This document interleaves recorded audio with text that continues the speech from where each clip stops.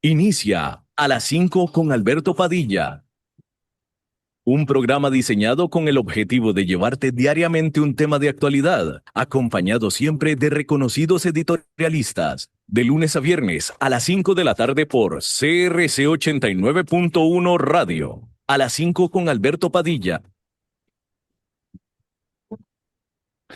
Hola, ¿qué tal? Saludos, bienvenidos a esta emisión de A las 5 con su servidor Alberto Padilla. Muchísimas gracias por estarnos acompañando. Gracias por estar ahí. Le mando cálidos saludos desde la señal de CRC 89.1 Radio en San José, Costa Rica, desde donde estamos transmitiendo hasta el punto, en el tiempo y en el espacio en el que usted nos está escuchando, porque estamos saliendo en diferentes vías simultáneamente, por ejemplo en Facebook Live, en la página de este programa, A las 5 con Alberto Padilla.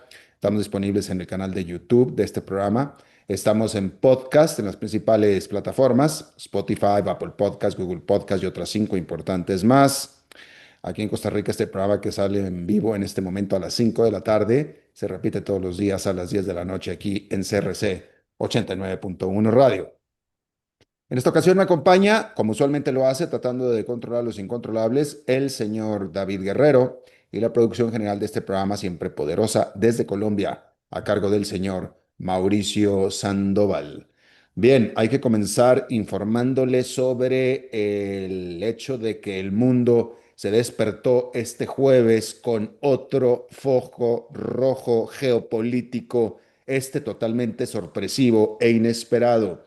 Tailandia cerró su frontera con Camboya al estar escalando la lucha armada sobre una parte de la frontera conjunta que está en disputa. Tailandia asegura que uno de sus jets militares de combate tuvo que destruir objetivos militares en Camboya. Por su parte, tropas de Camboya dispararon artillería y se reporta que mataron al menos 11 civiles del lado de Tailandia. Ambos bandos o ambos países se acusan mutuamente de haber iniciado los disparos. Hay que decir que las tensiones entre ambos países se elevaron desde el momento en el que en mayo, el mes pasado de mayo, fue muerto un soldado de Camboya. Obviamente se acusa de esto a Tailandia. Vamos a estar hablando de esto un poco más tarde en nuestra entrevista de hoy. Mientras tanto, déjeme informarle que el presidente de Ucrania, Volodymyr Zelensky, todo parece indicar que está cediendo a la presión pública de la ciudadanía de Ucrania después de que, o en vista de que está elaborando una nueva iniciativa de ley para reasegurar la independencia de dos agencias anticorrupción o dos organismos anticorrupción. Esta decisión se da al día siguiente de que miles de ucranianos salieron a las calles en protesta por la decisión original de aumentar el control presidencial sobre estos mismos organismos anticorrupción. Hay que decir que el Parlamento ucraniano el miércoles salió a su receso de verano. Por eso no está claro cuándo esta nueva iniciativa de ley que está presentando Volodymyr Zelensky va a ser considerada, seriamente al menos. En Rusia, un avión con 49 personas a bordo se estrelló en la región de Amur, en el extremo este del país. No hubo sobrevivientes de acuerdo a los reportes de los medios locales. Este avión turbomotor, turbohélice, estaba volando de la ciudad fronteriza de Rusia con China de Blagoveshchensk hacia el poblado remoto de Tinda. La agencia de noticias estatal de Rusia, TASS, reportó que un error durante el aterrizaje con escasa visibilidad fue lo que causó esta tragedia en Rusia. Por cierto, que no sé si usted escuchó esta noticia del martes, esta fue una noticia del martes, en la de la casi colisión de dos aviones en el aeropuerto de la Ciudad de México. Resulta que un avión de Delta Airlines, que se dirigía de la Ciudad de México a la ciudad de Atlanta, estaba comenzando a hacer su carreteo para despegue, estaba comenzando a acelerar motores para despegue, cuando de pronto los pilotos notaron que por encima de ellos pasó un avión de Aeroméxico para aterrizar. En esa misma pista les pasó por arriba para aterrizar y de hecho el avión aterrizó. Por lo tanto, el vuelo o el avión de Delta tuvo que detener su carrera. La razón por la cual no pasó a mayores fue porque el avión de Delta o los pilotos de Delta vieron al avión de Aeroméxico que les pasó por arriba y aterrizó un poco más adelante en la pista. La pregunta es, ¿por qué este avión, vaya, en teoría, un avión aterriza en el mismo punto, en teoría, ¿no? Aterriza más o menos en el mismo punto donde otro avión, el avión que despega, debe estar empezando su despegue, que es al principio de la pista, es donde aterriza el avión, ¿no? Sin embargo, hay muchos aeropuertos, y el aeropuerto de la Ciudad de México es uno de ellos, que tiene, en español no sé cómo se diga, en inglés es Display Threshold, ¿sí? Donde justamente ambas áreas son separadas, es decir, en la misma pista, pista, el punto de aterrizaje de un avión es mucho, bastante, considerablemente más adelante que el punto desde donde pueden comenzar a despegar los aviones y que típicamente lo aprovechan y despegan desde aquel punto hasta atrás de la pista. Pero ese es un punto en el que no pueden aterrizar los aviones, solamente pueden carretear para despegar. El aterrizaje está más adelante y típicamente se identifica porque usted ve la pista, que es una pista normal con sus marcas normales de las rayas que ponen en el pavimento, pero la parte esta que le menciono, que es la que no puede utilizarse para aterrizar, está marcada con flechas, justamente con flechas, flechas hacia adelante, hacia adelante, hacia adelante, hacia adelante, hacia adelante, flechas, flechas, flechas, y que terminan en el punto en donde ya puede aterrizar el avión. Pero desde que inician estas flechas, un avión ya puede comenzar a despegar. Y ahí era donde estaba despegando el avión de Delta Airlines. Por eso es que el de Aeroméxico le pasó por encima para aterrizar un poco más adelante.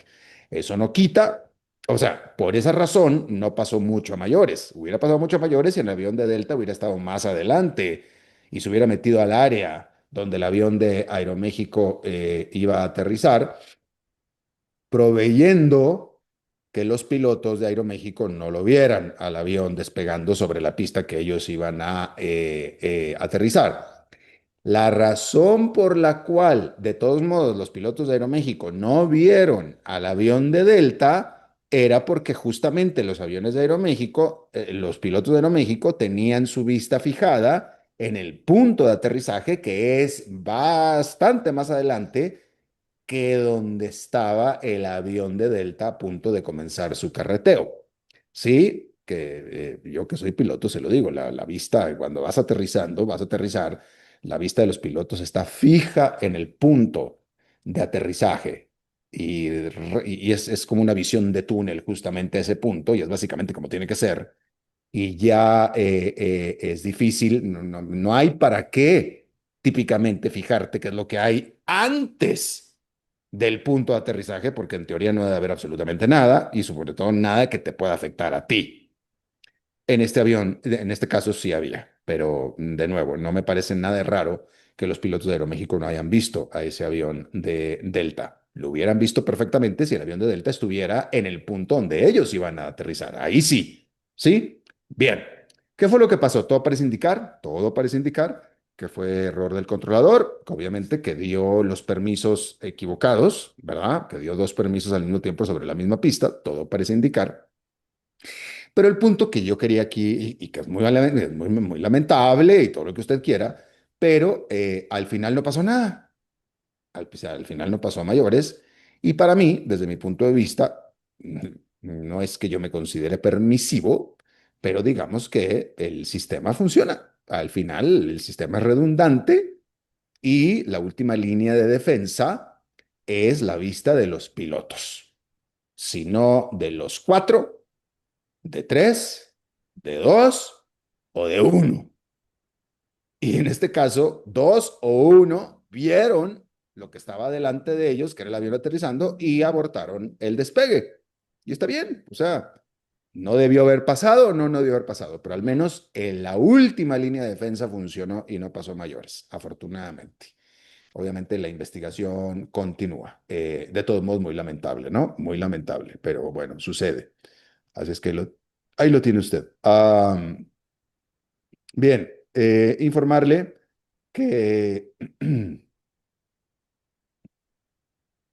y esto es muy importante, el presidente de Francia, Emmanuel Macron, dijo que Francia reconocerá a Palestina como un Estado con la intención de crear una paz en el Medio Oriente que sea justa y duradera. Macron también hizo un llamado para que termine la guerra en Gaza y para que fluya la ayuda hacia los civiles.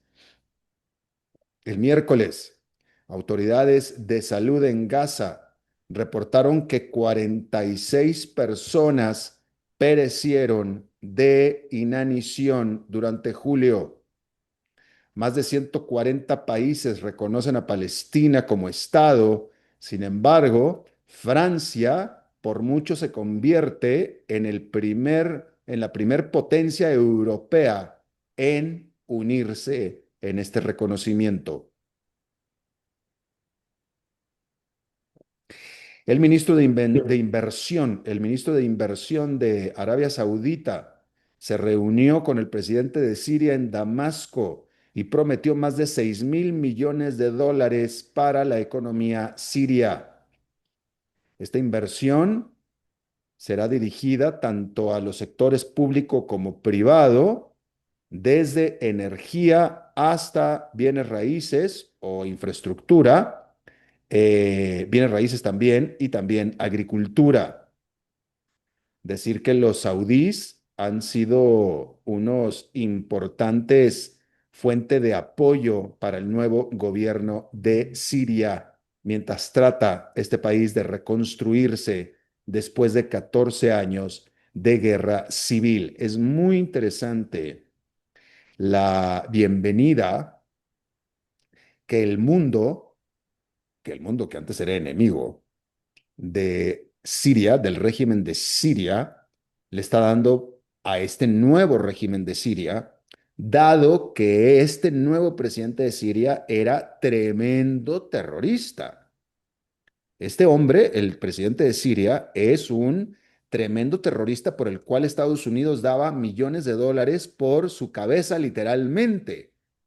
Tremendo terrorista, convertido, reformado. Y bienvenido. Bienvenido. Y parece que el hombre se está portando serio hasta ahora. Parece. Pero era tremendo terrorista, así. Figúrese, punto menos que Osama Bin Laden, ¿eh? Así. Punto menos que Osama Bin Laden. Pero literal, no estoy exagerando. Pero ahora reformado, arrepentido, y el mundo le ha dado la bienvenida. Notablemente Estados Unidos. Así es que ahí lo tiene usted. Cuando era re perseguido de Estados Unidos. Así es que ahí lo tiene usted. Mencionarle que, bien, déjame le menciono que en China, en este momento, en Beijing, se está llevando una reunión cumbre en celebración de los 50 años del establecimiento de relaciones diplomáticas entre la Unión Europea y China. Y a pesar de que la reunión es en celebración de el ánimo, la verdad es que no se reporta que sea muy celebratorio porque la verdad es que las tensiones están creciendo entre ambas economías, desde el comercio hasta la seguridad. Hay que decir que en comercio la Unión Europea tiene un déficit de 360.000 millones de dólares con China, ¿sí? Y en términos de seguridad, decir que pues China es la que está impulsando, manteniendo fuerte, sólida y vibrante a la industria de la defensa de Rusia, nada menos, ¿sí? Pero lo bueno es que al menos no se alejan, al menos se acercan para platicar. Y ahí están, en Beijing, platicando. Ahí a Beijing, este jueves, se presentaron y se reunieron el líder chino Xi Jinping con la presidenta de la Comisión Europea, Ursula von der Leyen, ¿sí? Y el jefe del Consejo Europeo, Antonio Costa. Sin embargo, de nuevo, el camino hacia esta cumbre ha sido bastante tortuoso, ¿sí? Decir que, primero que nada, la Unión Europea deshizo una reunión preliminar a esta, ¿sí? Sobre asuntos económicos.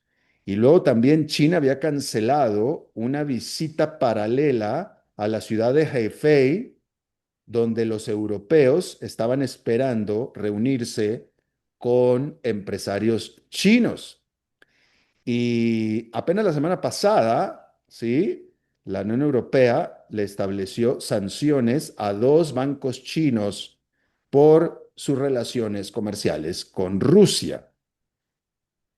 Aún así, los países, es decir, la Unión Europea y China, reiteraron su compromiso conjunto con el clima, aunque realmente lo que se está ahora discutiendo, y bueno, vamos a ver a qué llegan, es en el asunto de comercio y seguridad, que es lo que los mantiene divididos en sus posiciones, pero sin embargo, y eso es muy importante reiterarlo, siguen hablando, se siguen hablando, ¿sí?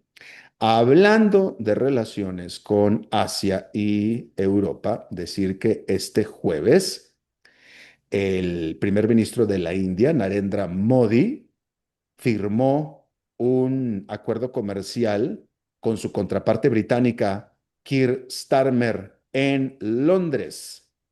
Hay que decir que este se trata del mayor acuerdo comercial para la Gran Bretaña post-Brexit y recorta aranceles en el 99% de los productos indios que se traen hasta la Gran Bretaña.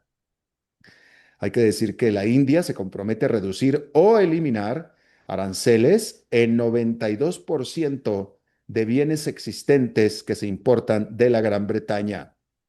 Y este país, la Gran Bretaña, espera que este acuerdo aporte 6.500 millones de dólares a su Producto Nacional Bruto anual. Y decir que, ¿cuál cree usted que es el producto más ganador, el producto más ganador de los británicos y que por tanto tal vez se espera que los indios estén bastante agradecidos? Pues es nada menos que el whisky escocés, el Scotch whisky, que representa básicamente el 90% de las exportaciones británicas de alimentos y bebidas a la India. Sin embargo, para los usuarios gustosos del buen whisky escocés, ¿sí? Single malted o no, van a tener que esperar, bueno, lo pueden disfrutar desde ya, pero para que cueste un poco menos van a tener que esperar todavía porque actualmente el whisky tiene un arancel del 150% y este va a bajar casi inmediatamente al 75%, que sigue muy alto, al 75%, pero luego al 40%, pero paulatinamente durante los próximos 10 años. Algo es algo, ¿ok? Algo es algo. Hay que decir que este acuerdo fue anunciado por ambos países el 6 de mayo. Sin embargo, en ese momento no hizo mucha mella la noticia porque fue justo en esa fecha cuando empezó el conflicto de la India con Pakistán. Entonces, por eso no se habló ni se hizo más al respecto. Como usted sabe, dominó por mucho la atención a aquel conflicto, ¿sí? Así es que hubo que esperar 2 meses para que primero para que se despejara el conflicto de la India con Pakistán, pero por supuesto que en estos últimos 2 meses ha pasado absolutamente de todo tipo de incertidumbres, sobre todo una muy grande que se llama Donald Trump y sus represalias comerciales con la India, con la Gran Bretaña y con todo el mundo, ¿sí?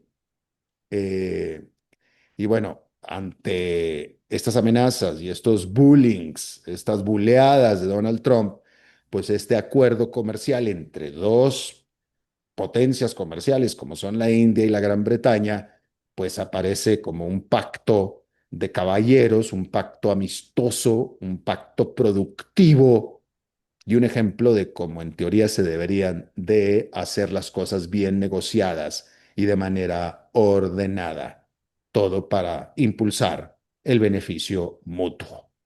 Así es que ahí lo tiene usted. Bien, ya que estamos hablando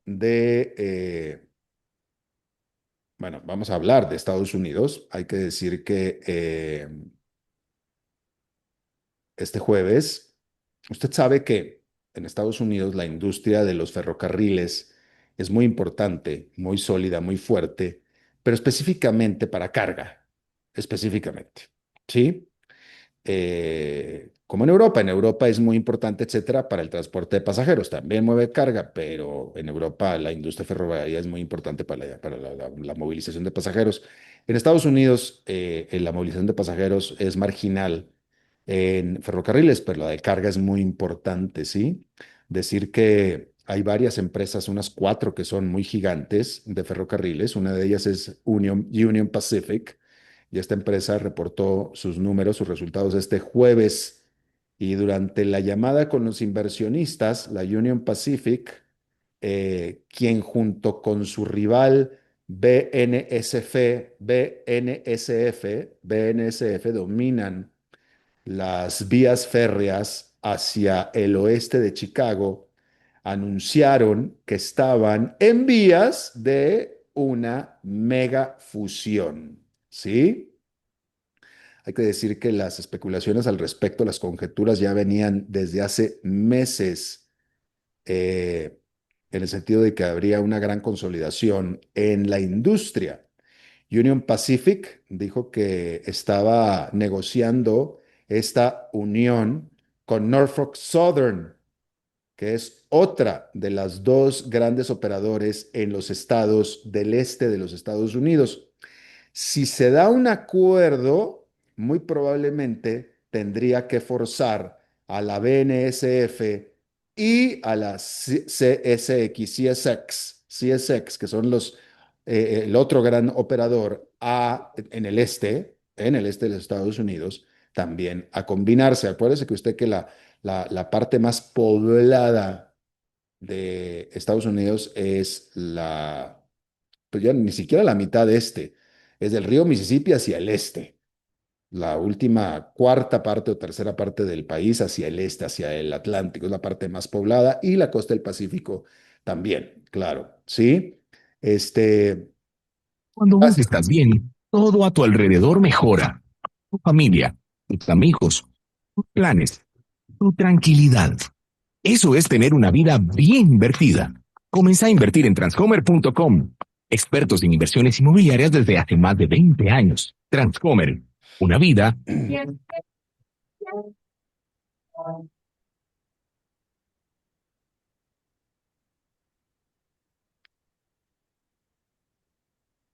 Continuamos escuchando a las 5 con Alberto Padilla. Bien, gracias por continuar con nosotros. A ver, parece que yo tuve un problema técnico. ¿Será que me está fallando el internet a mí? David, ¿me puedes dar una señal si estamos bien? ¿Y, y ya estamos bien? Bien, ok. Y me quedé, ya ni supe, no me di cuenta. Estaba yo hablando de los trenes, ¿cierto? Bien. Eh, Sí, ok. Bueno, pues entonces continuaré hablando de los trenes. Estaba yo hablando acerca de la consolidación que se estaba dando, que se está dando, pretendiendo dar en los Estados Unidos. Le comentaba yo que la parte más poblada de Estados Unidos es básicamente de la tercera parte que divide a el río Mississippi hacia el este. Es la parte por mucho más poblada de los Estados Unidos y por supuesto en la franja costera del Pacífico, ¿no? Los Ángeles, San Francisco, todo California, y luego arriba de Oregon hacia Washington y con la frontera con Canadá. Pero todo lo que está en medio de eso es bastante despoblado, ¿no?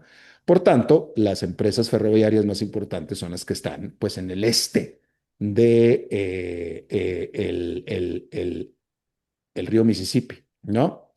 Entonces le estaba comentando yo que se estaba gestando una consolidación de los cuatro operadores gigantes que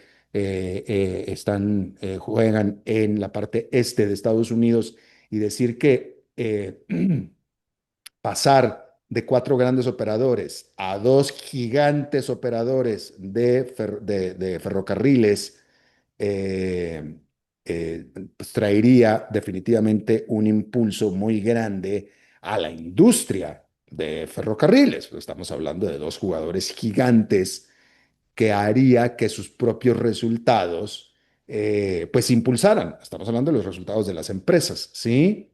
Ya que, por ejemplo, pues se evitarían los cargos que se cobran mutuamente entre redes y por tanto también significarían trenes que pudieran circular más rápido entre vías que son ya propias y no estar pidiendo permisos, etcétera.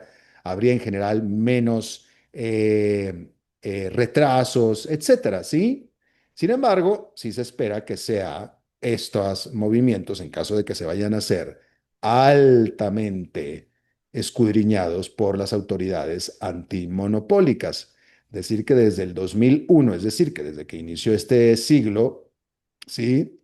El Buró Federal de Transportación de Superficie, que es el que regula esta industria, ha demandado que cualquier acuerdo que haya entre empresas debe de mejorar la competencia y no nada más preservar la competencia.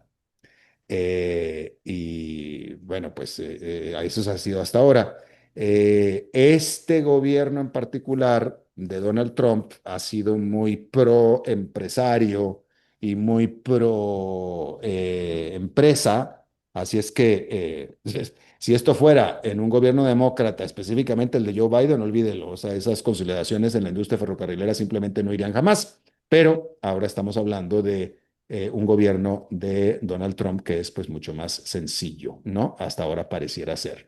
Rápidamente, nada más déjame comentarle rápidamente que eh, el Banco Central Europeo mantuvo su tasa de interés de referencia establecida en 2%. Se trata de la primera vez en más de un año que decide mantener las tasas. Hay que decir que la presidenta del Banco Central Europeo, Christine Lagarde, dijo que el golpe inflacionario de los últimos años ya quedó detrás de nosotros. Decir que se espera ahora que el banco recorte tasas de interés en un cuarto de punto porcentual en su reunión de septiembre próximo, después de que se espera se haya ya acordado, al menos aclarado, cómo será un acuerdo comercial entre Estados Unidos y la Unión Americana. ¿Sí? Bien. David, dame una señal. ¿Vamos a corte como normal o pasamos a la entrevista? ¿Qué hacemos? ¿Qué dices tú, David? ¿Vamos a la entrevista? Ok, entonces vamos con la entrevista, entonces porque ya tuvimos el corte, por eso es que yo pregunto. Bien. Le hablaba yo sobre que el mundo en esta mañana nos despertamos con un nuevo foco de conflicto.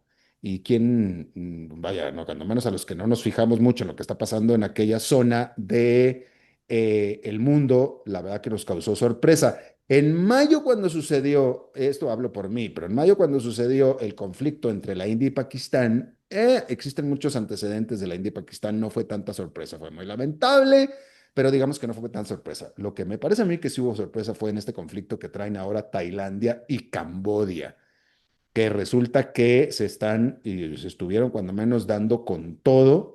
Se mandó Tailandia un avión caza hacia Camboya a destruir objetivos militares y en fin, lo que le conté abriendo esta entrevista.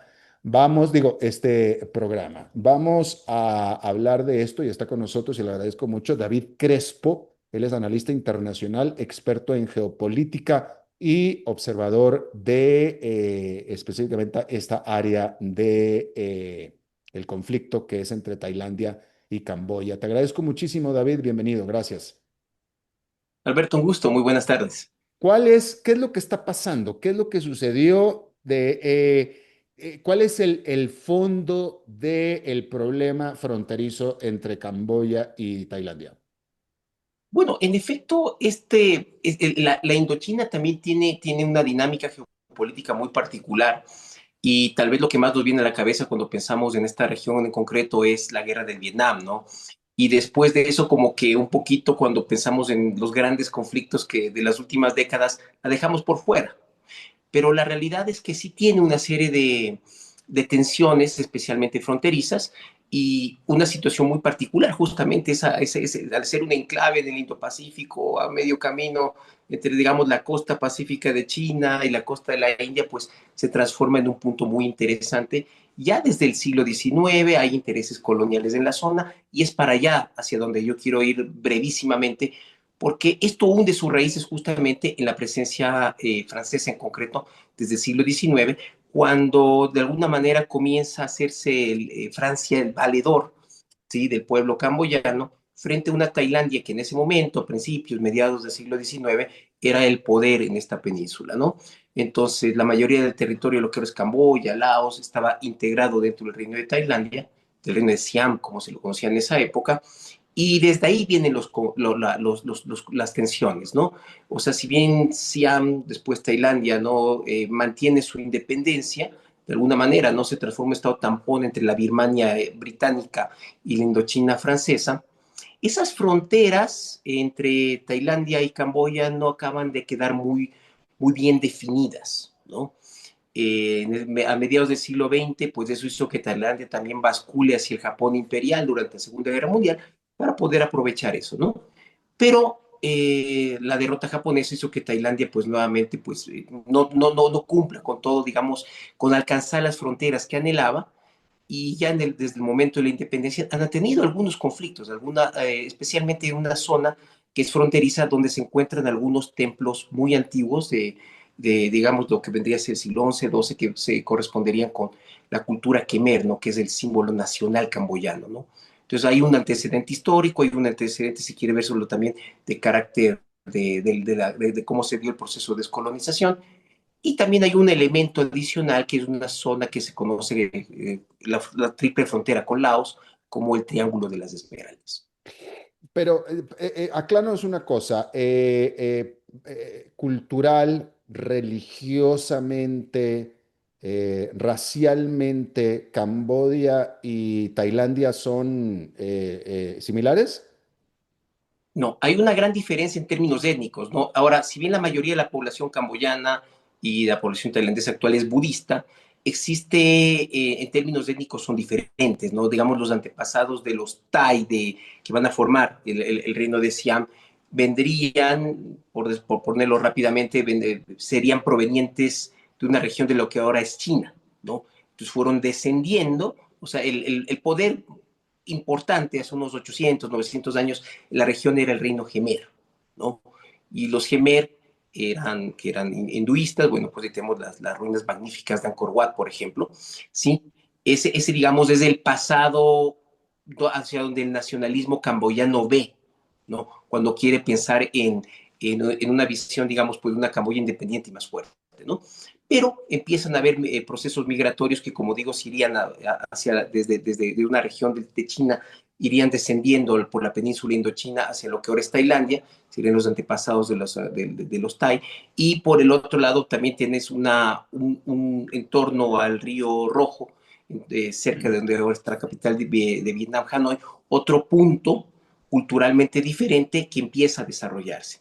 Si tuviésemos en este momento un mapa a la mano, podríamos ver que por un lado Tailandia y por el otro lado Vietnam generan van expandiéndose hacia el sur, y eso lo que termina haciendo es que esa Camboya, que durante el reino Khmer había sido tan importante, empiece a debilitarse más y a reducirse no solo en importancia política, sino también en sus dimensiones geográficas, ¿no? Entonces, dicho de otra forma, antes de que aparezcan los franceses del siglo XIX, Camboya ha ido reduciéndose, minimizándose a medida que Tailandia se hacía más fuerte. Entonces ahí hay una disputa histórica, política, que también tiene una diferenciación étnica a ¿Y, considerar. y existen antecedentes de conflicto militar como el de esta semana, el de hoy? Bueno, tal vez no con las características de lo que hemos visto, pero la respuesta es sí. Desde que Francia sale, bueno, primero yo lo mencionaba en mi primera intervención, ya tenemos ya hubo una aproximación de Tailandia a Japón durante la Segunda Guerra Mundial que le permitió ocupar territorios que consideraba parte de, digamos, pues de ese Siam que había sido mucho más poderoso en el siglo XIX, territorios que los perdió en el momento en que obviamente pues Japón pierde la guerra, y desde que ya se independiza en la segunda mitad del siglo XX Camboya, bueno, toda la Indochina francesa, Laos, Camboya, Vietnam, pues obviamente esas tensiones vuelven a darse. Entonces, sí se han dado, la respuesta es sí, sí ha habido conflictos. De hecho, sí, incluso en los últimos lustros ha habido estos enfrentamientos fronterizos. Entonces, aunque no han sido, digámoslo así, algo que ha estado en el foco de atención internacional, Exacto. donde ha habido tal vez otros conflictos que nos han interpelado de una forma más directa, la realidad es que sí, es una cuestión que ha estado ahí, que cada cierto tiempo ha estallado nuevamente y que también se ve alimentado por posiciones muy nacionalistas de lado y lado, ¿no? Que bueno, eso ya tendríamos que hablar un poquito de la política interna de ambos estados, ¿no? Y esta es pregunta, ¿efectivamente hay una disputa territorial? ¿Queda claro que lo que está sucediendo es un pedazo de tierra que se están reclamando mutuamente? Bueno, el eje, digamos, hay una frontera, ¿no? Donde ya ha habido problemas previamente porque es una zona además minada, que es un rezago de la guerra civil camboyana. Pero justamente en ese punto existen unos templos hinduistas que son parte, que se fueron construidos durante el periodo Gemer, y, y eso para Camboya es fundamental, ¿no? Como digo, o sea, el nacionalismo camboyano tiene un eje en ver a ese pasado Gemer, ¿no? Inclusive si queremos pensar en la segunda mitad del siglo XX, ese nombre fue apropiado por el movimiento de Pol Pot, ¿no? Cuando se estableció un régimen comunista en Camboya, ¿no? Se hacían llamar los Khmer Rouge, los Khmer Rojos, ¿no? Entonces estaba apelando también a ese componente del nacionalismo camboyano. Entonces, por un lado, Camboya ve eso como parte de su identidad, como territorio que le corresponde, ¿no? Entonces esos templos tienen una carga simbólica respecto a lo que significa su identidad nacional muy alta. Y por el otro lado, dentro de la forma, la dinámica de la política tailandesa, donde de alguna manera podríamos hablar de tres facciones, ¿no?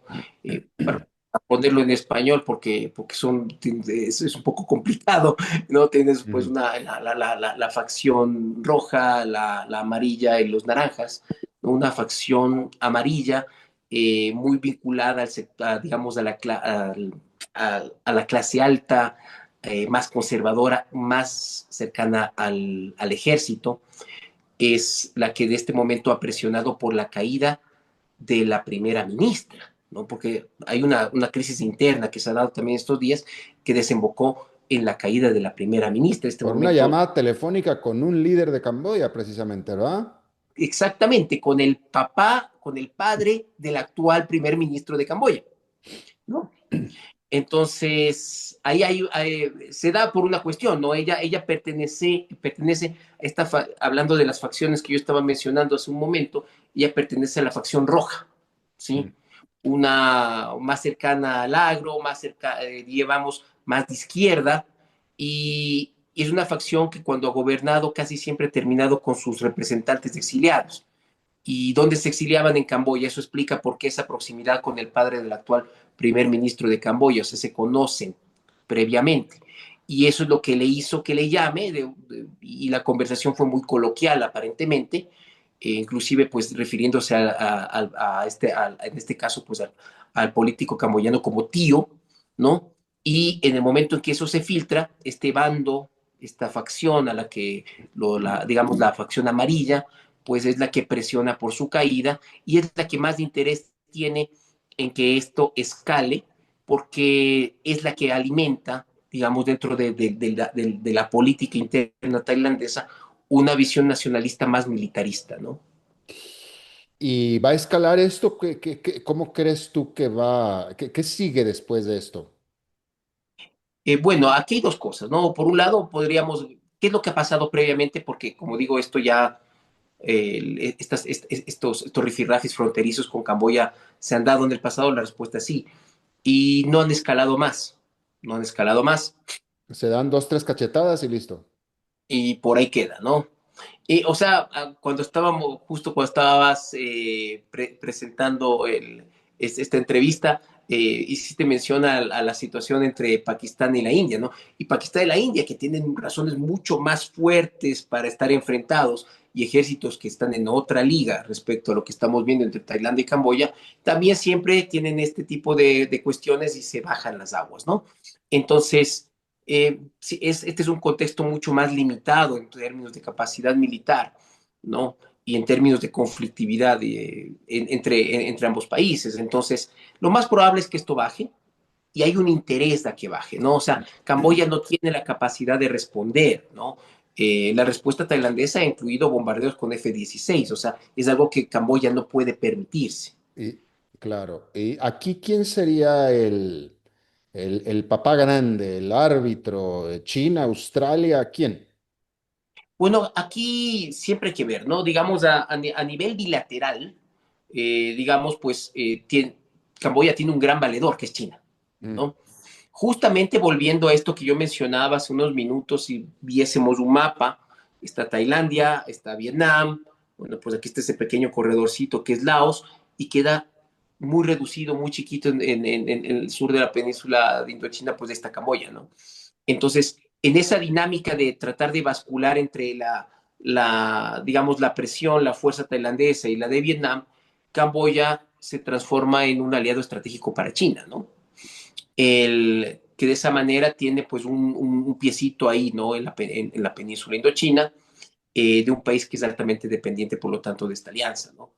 Hay una rivalidad histórica también entre Camboya y Vietnam, y por el otro lado tenemos una rivalidad histórica entre Vietnam y China, ¿no? Que esa también, bueno, sería para otro momento tal vez hablarlo. Y a nivel ya un poco más amplio, también ha habido, digamos, pues incluso hay una comisión técnica al respecto en el marco de cooperación asiático que es la ASEAN, ¿no? De, Entonces, aparentemente no habría interés en que esto escale, ¿no?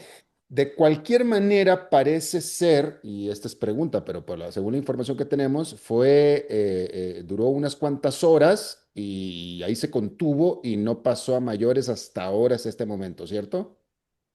Sí, sí, es que no estoy mal, estábamos hablando de 12 fallecidos por el lado tailandés, ¿no? Exacto, sí, El- no, no, terrible pues, desde ese punto de vista, pero no pasó, o sea, vaya, sí, el jet tailandés atacó a los objetivos en Camboya, Camboya respondió lanzando morteros, matando a pobrecitos 12 tailandeses y como que luego ya se calmaron. sí, sí, sí. Lo grave es que en el lado tailandés los muertos son civiles, ¿no? Sí, sí, sí, está, no, Entonces, terrible. y también se habla de niños, creo que si no estoy recuerdo mal, estábamos hablando de 3 niños al menos. No se sabe cuántas bajas hay del lado camboyano. Entonces, habría que ver qué es lo que va a suceder, ¿no? Por un lado, hay una, como digo, hay que entender que también aquí hay unas dinámicas muy especiales, ¿no? Camboya es muy cercana a China, la respuesta es sí, pero en concreto la familia del primer ministro, Hun Manet, es cercana a Vietnam, ¿no? Entonces, ahí se genera una cuestión de legitimidad, ¿no? Eso es lo que había estado revisando, que, que para él esta tensión con Tailandia le ayuda a fortalecer su posición, porque claro, ¿no? Siendo China su aliado histórico, la oposición en Camboya señala su proximidad con Vietnam como algo negativo.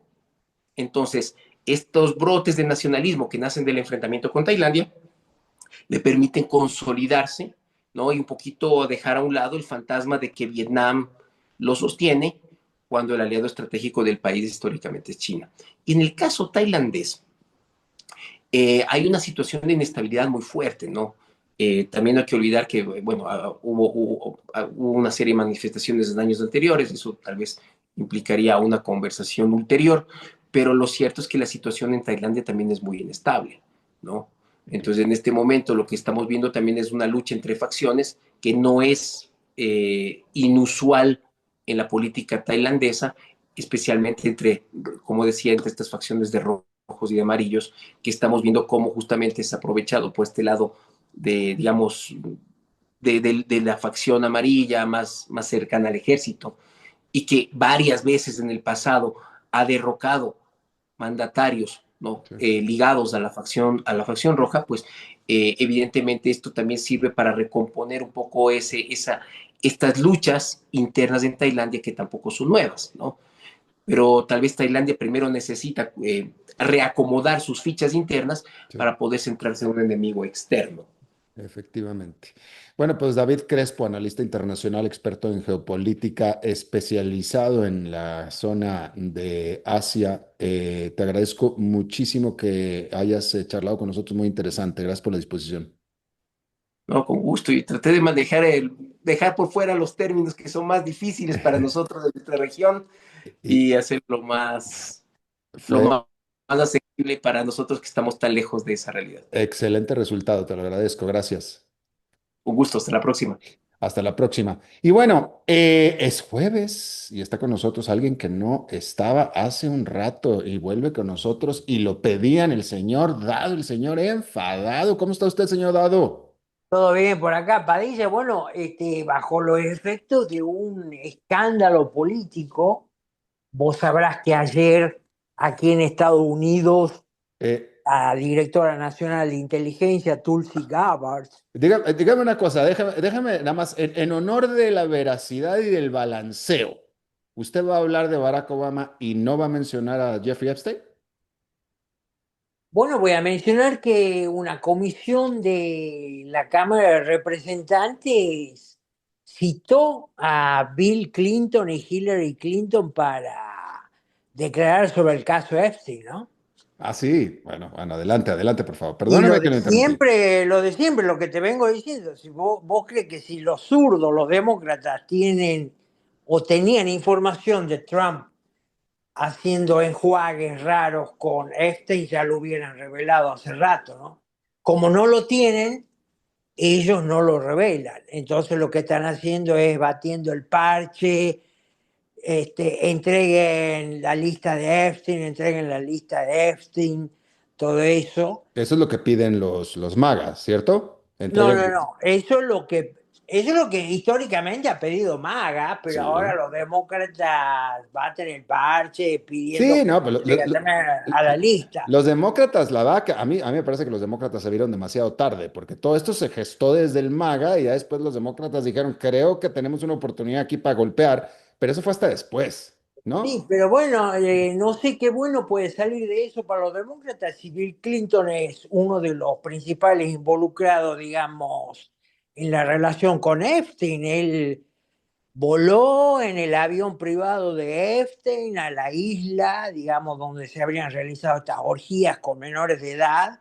Voló reiteradas veces, lo mismo que Bill Gates. Dicen que la relación de Bill Gates con Epstein le costó el matrimonio, la mujer se divorció, pero bueno, volvamos a lo nuestro, Alberto Padilla. Adelante, discúlpeme. Ayer la directora nacional de inteligencia, Tulsi Gabbard, reveló que, bueno, toda esta cosa de la conspiración aparente de Trump con Rusia para que Putin influyera en la elección del 2016 que ganó Trump, bueno, ella presenta documentación que prueba que no existió tal conspiración, que por el contrario Rusia tenía información sobre la entonces candidata a presidente demócrata Hillary Clinton que la perjudicaba a ella.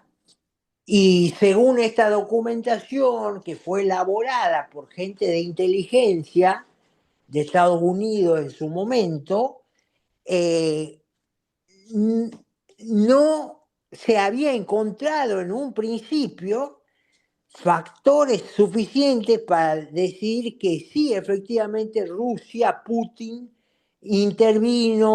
interfirió en la elección del 2016 para que gane Trump, sino exactamente todo lo contrario, pero que había sido, o habría sido, vamos a ponerlo en esos términos, Barack Obama, entonces presidente, luego del triunfo electoral de Trump, el que dirigió a un grupo de gente de la inteligencia nacional para que amañara, digamos, esos informes y los direccionara en el sentido que sí, que Putin sí interfirió en la elección a favor de Trump. Bueno, es muy grave lo que se presenta sobre Barack Obama, literalmente acusándolo de traición, de querer subvertir la voluntad popular con estos tejes y manejes, muy, muy grave. Esta documentación que presentó la Directora Nacional de Inteligencia también muestra, atención, que para ese entonces Hillary Clinton estaba siendo tratada por problemas de salud bastante graves, entre ellos alteraciones psicoemocionales, dice que estaba siendo tratada por diabetes y que estaba bajo tratamiento con fuertes tranquilizantes que aparentemente la hacían muy inclinada, digamos, a tener ataques de rabia y de un, como se dice, importante optimismo, ¿no? Bueno, Oiga, todo un cuadro clínico así eh, bastante, a- a- bastante preocupante, ¿no? acusaciones muy graves, ciertamente, Son muy graves en muy base graves, otra vez a documentación pero que se ha déjeme, presentado. déjeme, déjeme le pregunto una cosa, es una pregunta para usted. ¿A usted no le parece grave el timing de estas acusaciones? Porque Donald Trump fue presidente durante 4 años. Lleva de presidente otros 5 meses y llega a salir esta información vital e importantísima justo en medio del escándalo de Jeffrey Epstein que no se puede quitar de encima. ¿No le parece a usted grave el timing? Las encuestas dicen que a la gente el tema del Epstein le chupa un huevo, digamos, ¿no? Sí, a Prácticamente. los MAGA, A la, a la- todo esto salió de los a la MAGA, le gente. recuerdo. Pero el tema es que ellos explican por qué durante la primera presidencia de Trump no se tuvo, digamos, acceso a este informe porque en principio este informe de inteligencia que basa Gabbard, su acusación, fue generado por una comisión en la Cámara de Representantes. O sea, ahí habría dormido todo este tiempo y hasta su revelación ahora, ¿no? No sabemos por qué, yo exactamente no sé, aparte de lo que dijo Gabbard, que por qué no se había apelado a esa información que lo involucra Obama, amañando estos informes de inteligencia. La verdad que no sé decirte por qué, no sé decirte por qué. Ellos dicen que estuvo, digamos, ahí, no se lo tocó porque, bueno,